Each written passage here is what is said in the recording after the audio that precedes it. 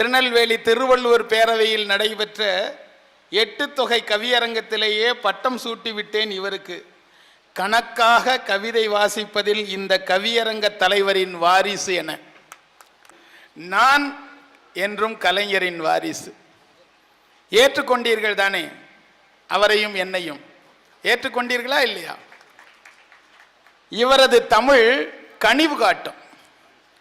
இவரது தமிழ் கேடு செய்வோருக்கு கடுமை காட்டும். இவரது தமிழ் இதயம் தொடும். இவரது தமிழ் உரிமை தடுப்போரின் உச்சியை பிடிக்கும். இவரது தமிழ் முரசு கொட்டும். இவரது தமிழ் காதல் மனங்களுக்கெல்லாம் தோழமை தரும். நெல்லையின் காந்திமதி வேலனே, இப்போது நீங்கள் பொது அறிவை தர வேண்டும் சமூக வலைத்தளங்கள் வழியாக. என் தொட்டிலே தாலாட்டாய் துவங்கி என் ஒவ்வொரு நிகழ்விலும் நிழலாக இருந்த நிஜமே, என் கவிதையே, கற்பனை கடலே, நான் மரணிக்கும் போதும் என்னை தாங்க மடிவிரித்து காத்திருக்கும் தாயே, என் தமிழே, உன்னை வணங்குகிறேன்.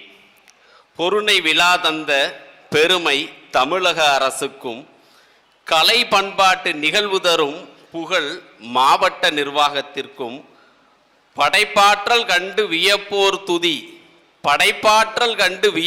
துதி என்றும் தமிழ் அன்னைக்கே என எண்ணி அகமகிழ்கிறேன். தமிழ் மீது கொண்ட பற்றால், நம்மீது கொண்ட அன்பால், நிலத்தின் மாண்பறிந்து அதன் தளத்தில் பயணிக்கும் மொழி நேசரிவர். தமிழ் என்றால் தட்டாமல் தரும் எங்கள் 8வது வள்ளலிவர். தமிழ் என்றால் தட்டாமல் தரும் எங்களது 8வது வள்ளலிவர். தலைமை பதவி அல்ல, பண்பே என வாழும் பாசக்காரர். இவர் கவி படிப்பதில் கலைஞரின் வழி என்பார். இங்கு எவர் கவி படித்தாலும் அவர் வழிதானே. இவர் தான் கவி படிப்பதில் கலைஞரின் வழி என்பார். இங்கு எவர் கவி படித்தாலும் அவர் வழிதானே. நிறைய உருவாகுதே. ஆமா, இலக்கியம் பேசுவோருக்கு, முத்தமிழை மூச்சிறைப்போருக்கு, சொல் வல்லோனுக்கு இன்னொரு வழி இருக்கிறதா சொல்லுங்கள். கலை பதிப்பகத்தின் பதிப்பாசிரியர். இவரிடம் கணக்கு படித்தோருக்கெல்லாம் இவரே மதிப்பாசிரியர். தமிழ் குடி வழி தேடிட தகுந்தது இந்த பாப்பாக்குடி என தரணியோர் போற்றும் நாள் தொலைவினில் இல்லை. வணங்கி மகிழ்கிறேன் கவிமகளின் தலைமகனை. கூரை அடியில் குத்த வைத்து குலக்கல்வி பெற்றோம், அது அந்த காலம். உள்ளங்கையில் ஒரு விரல் தடவலில் வந்து விழுமே 1000 தகவல்கள், அது இந்த காலம். அறிவை தருபவன் ஆசான், அது பள்ளியில். அதையே தருபவன் அப்பன், அது இல்லத்தில். அகிலமெங்கிலும் அள்ளி தெளிக்கிறான் அனைத்தையும் ஒருவன், அவனே கூகுள் எனும் குருநாதன். பெருவிரலும் பேனாதான் பேரறிவை நாடுவோருக்கு. கையடக்க களஞ்சியமே காலம் உணர்ந்தோருக்கு. அறிவு தேடலது அலையும் கடல் போல அடங்குவதே இல்லைதான். மடக்கும் கணினியில் கிடக்கும் தகவல்கள் நாம் எடுத்து செல்லும் எழுத்து புதையல் என்பேன் நான். மடக்கும் கணினியில் கிடக்கும் தகவல்கள் நாம் எடுத்து செல்லும் எழுத்து புதையல்கள் என்பேன் நான். வாசக சாலைகளும் இன்று வலைதள வசதிகளுடன் வாசிக்கும் புத்தகங்களும் வலைதளம் ஏற்ற வடிவத்துடன். சாகர பயணமோ, பனிமலை சிகரமோ, விண்வெளி உறைவிடமோ, ஒற்றை தலைவலிக்கு ஒத்தடம் போடவும் ஒரு நொடியில் கிட்டுமே வலைதள கைமருந்துகள். பொதிந்த அறிவை பொதுவெளியில் பகிர்ந்திட வலைதள சேவையுடன் ஒற்றை அலைபேசி போதும்.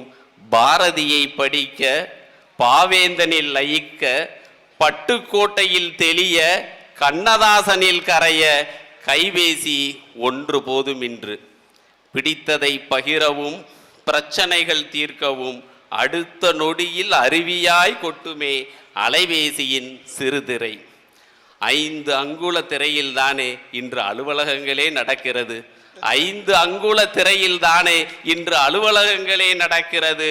100 ஆண்டு சரித்திரங்கள் பல நூல் சட்டை பையில் கட்டுண்டு கிடக்கின்றன. 100 ஆண்டு சரித்திரங்கள் பல நூல் சட்டை பையில் கட்டுண்டு கிடக்கின்றன. அட்டியல்களில் அடுக்கப்பட்டுள்ள அனைத்து நூல்களும் அணிவகுத்து நிற்கின்றன.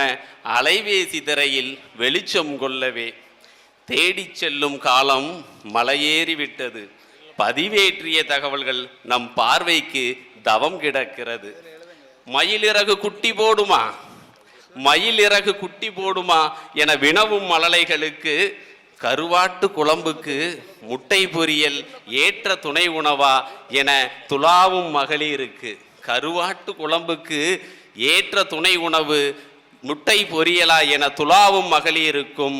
அவருடன் இவர் இருக்கும் அந்த புகைப்படங்கள், ஐயா நல்லா கவனிக்கணும், கவனிச்சுட்டே இருக்கேன். அவருடன் இவர் இருக்கும் அந்த புகைப்படங்கள் அசல்தானா என அண்ணனின் தம்பிகளுக்கும், கோமியம் தரும் மருத்துவம் குணப்படுத்துமா நோய்களை என ஆராயும் அறிவியலாளருக்கும் தேடுமிடம் எது தெரியுமா? அவையோரே அறிவீர், அதுதானே இணையம்.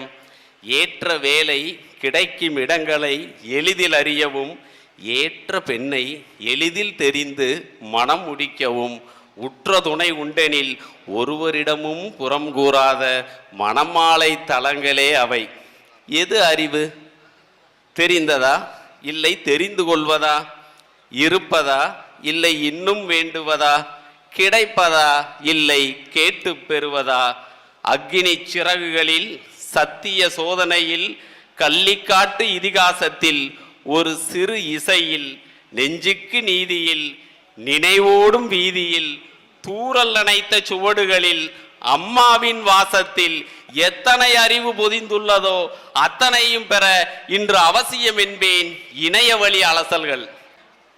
பருவம் தப்பிய பலத்த மழையையும் பார்வைக்கு தந்து பாதுகாப்பதும் இணையம்தானே. வானிலை அறிவை வாரி வழங்கி வயல் உழவனையும் கயல் பிடிப்பவனையும் காத்து நிற்பதும் வலைதளங்கள் தானே. ஆக்கலோ அழித்தலோ அறிவின் மூலம் அலைவழி சேவைகள்.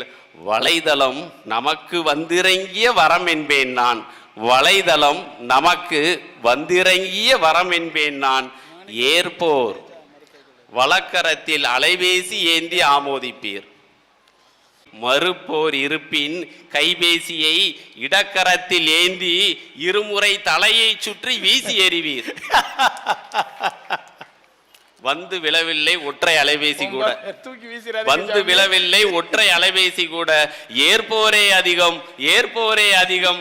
வலைதளங்கள் தருமறிவை வரவேற்று விடைபெறும் முன், வலைதளங்கள் தருமறிவை வரவேற்று விடைபெறும் முன் புத்தக திருவிழாவில் அன்பு சகோதரர் மீனாட்சிபுர நூலகர் அகிலன் முத்துக்குமார் சொன்ன கவியை படித்து அமர்வதே சாலச் சிறந்தது என உணர்கிறேன் இத்தருணத்தில். அவர் எப்ப கவிதை சொன்னாரு? எனக்கு மட்டும் சொன்னாரு. என் தந்தைக்கும் எனக்கும் ஓர் ஒற்றுமை. அகிலன் ஐயா இருக்கேலா? என் தந்தைக்கும் எனக்கும் ஓர் ஒற்றுமை. 40 நூல்களுடன் அவர் எப்போதும் இருந்தார். 40 நூல்களுடன் அவர் எப்போதும் இருந்தார். 40,000 நூல்களுடன் இன்று இருக்கிறேன் நான். அவர் தையலர், நான் நூலகர். நன்றி, வணக்கம்.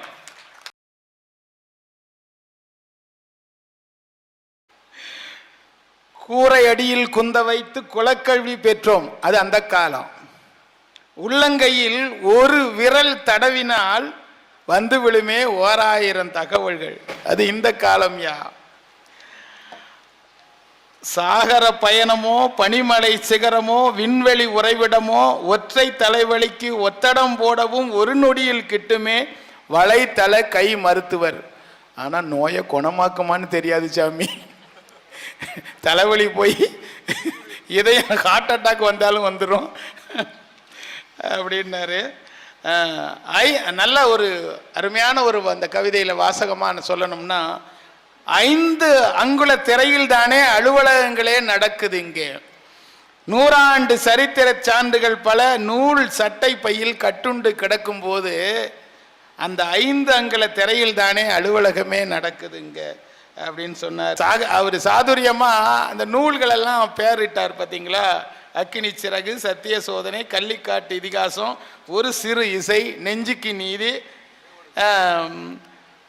இது வரைக்கும் ஓகே. அதுக்கப்புறம் எங்களையும் இணைச்சிக்கிட்டார் பார்த்தீங்களா? நிச்சயம் அவர் திருநெல்வேலி திருவள்ளூர் பேரவையில் அடுத்து வரக்கூடிய என்னோட தலைமையில் நடக்கக்கூடிய கவியரங்கத்தில் தம்பி சக்தி வேலாயத்தோட நூல் வெட்டிட்டு விழலாம் அவருக்கு இடம் உண்டு. நினைவோடு வீதியில் தூறல் நனைத்த சுவடுகளில் அம்மாவின் வாசத்தில் பாருங்கய்யா. அது அந்த நூலை பற்றி சொல்றதுக்கும் வலைத்தளங்கள் தேவை இருக்குயா. உன் வீட்டில் வந்தால் நூலை வாங்கிட்டு போகிறான், நான் போடுதேன் வலைத்தளத்தில், இந்த நூலை படிங்க. அவளும் இன்னொரு நண்பரும் எப்போதும் ஒரு ஆத்தங்கரை ஓரமாக நடப்பாக அல்லது குளத்தங்கரை ஓரமாக நடப்பாக, நடந்துக்கிட்டே ஒரு புத்தகத்தை கையில் வச்சுக்கிட்டு 2 பேரும் உரையாடுத மாதிரி இருக்கும். உண்மையிலே நல்லா இருக்கும். அவருடைய காணொளிகளை கேட்டு பார்த்தீங்கன்னா அந்த புத்தகத்தில் உள்ள நல்லதை மட்டும் சொல்ல மாட்டார், அதில் தவிர்க்க வேண்டியதையும் சொல்லுவாங்க. அதுதான் ஒரு சிறந்த விமர்சனத்துக்கான அழகு. நல்ல பணி ஆற்றிட்டு வர்றாரு. அதை ஊடையில் இடைத்தகவலாக சொல்லிக்கிட்டு